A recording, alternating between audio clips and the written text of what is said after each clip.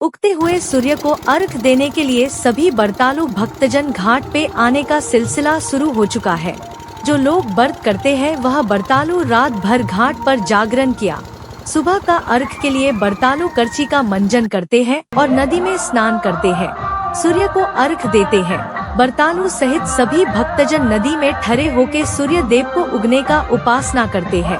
हाथों में फल फूल और धूप लेके छठी मैया का ध्यान और अपने मनोकामना को मन ही मन छठी मैया को बताते हैं। छठी मैया से जो भी सच्चे मन से मनोकामना करे उनकी मनोकामना अवश्य पूरा होता है।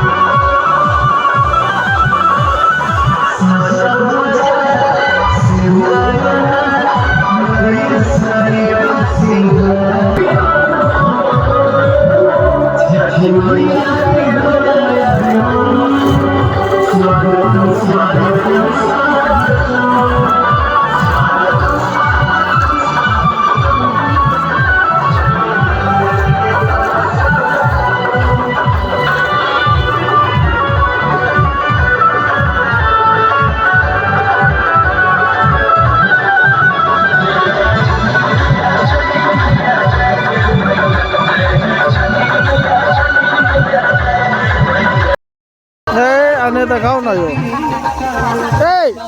आग लागते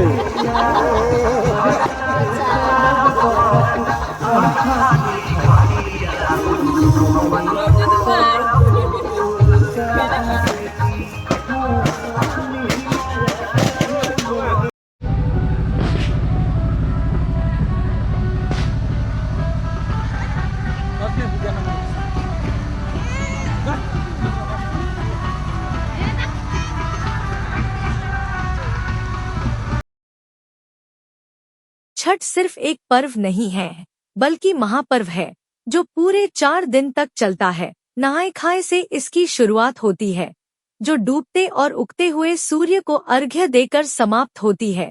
ये पर्व साल में 2 बार मनाया जाता है, पहली बार चैत्र में और दूसरी बार कार्तिक में।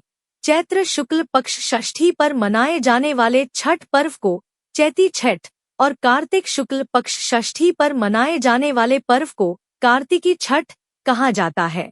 पारिवारिक सुख समृद्धि और मनोवांछित फल प्राप्ति के लिए ये पर्व मनाया जाता है।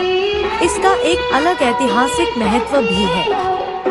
छठ पूजा की परंपरा कैसे शुरू हुई, इस संदर्भ में कई कथाएं प्रचलित हैं। एक मान्यता के अनुसार जब राम सीता 14 साल के वनवास के बाद अयोध्या लौटे थे तब रावण वध के पाप से मुक्त होने के लिए उन्होंने ऋषि मुनियों के आदेश पर राजसूर्य यज्ञ करने का फैसला लिया।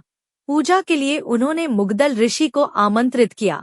मुग्दल ऋषि ने मां सीता पर गंगाजल छिड़ककर पवित्र किया और कार्तिक मास के शुक्ल पक्ष की षष्ठी तिथि को सूर्यदेव की उपासना करने का आदेश दिया।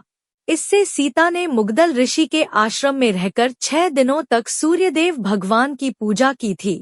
सप्तमी को सूर्योदय के समय फिर से अनुष्ठान कर सूर्यदेव से आशीर्वाद प्राप्त किया था। हिंदू मान्यता के मुताबिक कथा प्रचलित है कि छठ पर्व की शुरुआत महाभारत काल से हुई थी। इस पर्व को सबसे पहले सूर्यपुत्र कर्ण ने सूर्य की पूजा करके शुरू किया था। कहा जाता है कि कर्ण भगवान सूर्य के परम भक्त थे और वो रोज घंटों तक पानी में खड़े होकर उन्हें अर्घ्य देते थे। सूर्य की कृपा से ही वह महान योद्धा बने। आज भी छठ में अर्घ्य दान की यही परंपरा प्रचलित है। छठ पर्व के बारे में एक कथा और भी है। इस किंवदंती के मुताबिक जब पांडव सारा राजपाट जुए में हार गए तब द्रौपदी ने छठ व्रत रखा था। इस व्रत से उनकी मनोकामना पूरी हुई थी और पांडवों को सब कुछ वापस मिल गया। इसलिए छठ के मौके पर सूर्य की आराधना फलदायी मानी गई। इन कथाओं के अलावा एक और किंवदंती भी प्रचलित है। पुराणों के अनुसार प्रियव्रत नामक एक राजा की कोई संतान नहीं थी। इसके लिए उसने हर जतन कर डाले, लेकिन कोई फायदा नहीं हुआ। तब उस राजा को संतान प्राप्ति के लिए महर्षि कश्यप ने उसे पुत्रेष्टि यज्ञ करने का परामर्श दिया। यज्ञ के बाद महारानी ने एक पुत्र को जन्म दिया, लेकिन वह मरा पैदा हुआ। राजा के मृत बच्चे की सूचना से पूरे नगर में शोक छा गया। कहा जाता है कि जब राजा मृत बच्चे को दफनाने की तैयारी कर रहे थे, तभी आसमान से एक ज्योतिर्मय विमान धरती पर उतरा। इसमें बैठी देवी ने कहा, मैं षष्ठी देवी और विश्व के समस्त बालकों की रक्षिका हूँ। इतना कहकर देवी ने शिशु के मृत शरीर को स्पर्श किया, जिससे वह जीवित हो उठा। इसके बाद से ही राजा ने अपने राज्य में यह त्योहार मनाने की घोषणा कर दी।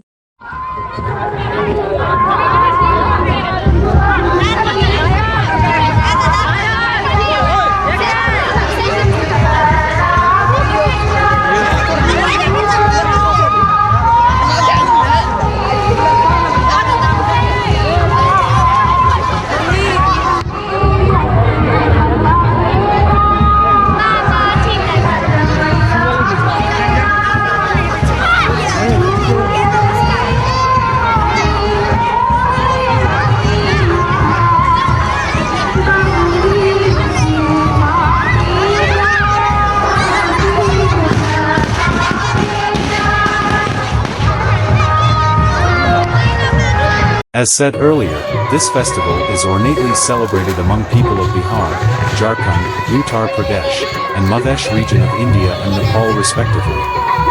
But people who shifted their base from these regions to elsewhere have also not stopped celebrating Chath. So, one can see Chath celebration in northern, southern, and central urban centers in India too. Madhya Pradesh, Uttarakhand, Chhattisgarh, Rajasthan, Bengaluru, etc. also celebrate Chath. Similarly, people of Indian or Nepalese origin residing in Mauritius, United States of America, Fiji, United Kingdom, South Africa, Republic of Ireland, Trinidad and Tobago, Suriname, Jamaica, Guyana, other parts of the Caribbean, Australia, New Zealand, Malaysia, Macau, Japan, and Indonesia also celebrate Chath Puja with dedication. This is the only Hindu festival or perhaps the only festival in the world that signifies the rising and the setting sun. The most unique feature of this Chath Puja is that there is no Murthy puja or idol worshipping unlike most of the festivals of the Hindu religion. Some people simply opine that sun is necessary for the life of possibly every creature on the earth, and this festival is a way to pay tribute to it irrespective of caste, creed, gender, race, and social stigmas.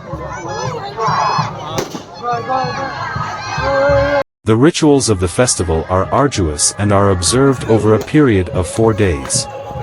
The rituals are holy bathing, fasting and abstaining from drinking water called varta, standing in water for long periods of time, and offering prasad, prayer offerings, and argha to the setting and rising sun.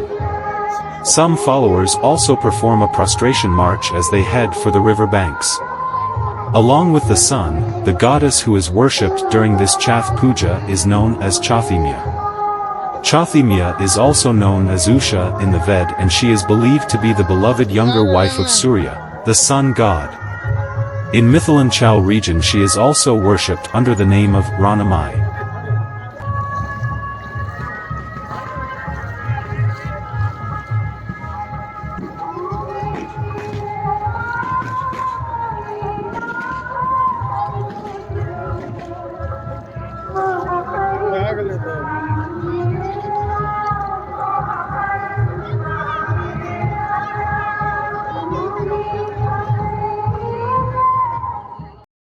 सूर्योदय के साथ व्रतालु भक्तजन अपने हाथों में लिए फूल फल प्रसाद सूर्य देव को चढ़ा के पूजा करते हैं। सूर्योदय के साथ व्रतालु कोनिया ढकिया केले का घार हाथों में लेके सूर्य देव को अर्घ देते हैं। बाकी परिवार का सदस्य भक्तजन पितल का बर्तन में गाय का दूध लेके कोनिया ढकिया में चढ़ाते हैं। यह प्रक्रिया बारंबार दोहराया जाता है जब तक सभी ढकिया कोनिया का अर्घ पूरा न हो जाए तब तक। व्रतालु अर्घ देने के लिए ढकिया कोनिया 3 या 5 बार लेके घूमते हैं और नदी के पानी में कोनिया को स्पर्श करते हैं। इस प्रकार अर्घ समाप्त होने के बाद व्रतालु नदी में स्नान करते हैं और नया शुद्ध कपड़े धारण करते हैं। व्रतालु द्वारा लगाया हुआ कपड़ा धोने के लिए परिवार के सदस्य नदी में जाते हैं। ऐसा करने से पुण्य होने का मान्यता है। उसके बाद व्रतालु द्वारा परिवार के सभी सदस्य को चंदन लगाते हैं और आशीर्वाद देते हैं। साथ ही कोनिया के प्रसाद, विशेष रूप से ठेकुआ केले सभी सदस्य को वितरण किया जाता है। बाकी भक्तजन को भी इसी रूप से प्रसाद वितरण किया जाता है। घाट पर यह प्रसाद ग्रहण करना अनिवार्य माना जाता है। उसके बाद भक्तजन घाट पर सामूहिक रूप से फोटो लेते हैं। दूसरे घाटों में जाके प्रसाद मांगते हैं। दूसरे घाट पे प्रसाद ग्रहण करने से पुत्र प्राप्ति की मनोकामना पूरा होता है, ऐसा मान्यता है। इसके बाद ढकिया कोनिया सर पे बोक के लोग अपने अपने घरों को प्रस्थान करते हैं।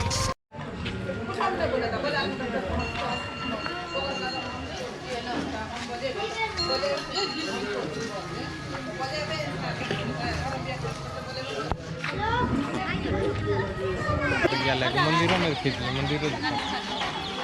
मंदिरों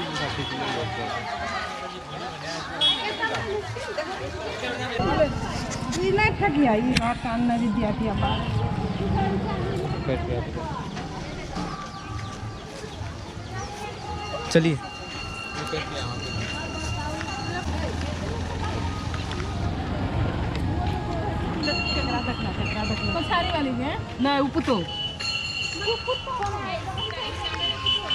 उधर महिलाएं नजदीकी मंदिर में जाके पूजा पाठ करते हुए घर को जाते हैं। इस प्रकार छठ पूजा हमारे सप्तरी जिला में किया जाता है। सभी व्रतालु अपने अपने पड़ोसी रिश्तेदार को छठ का प्रसाद भेजते हैं।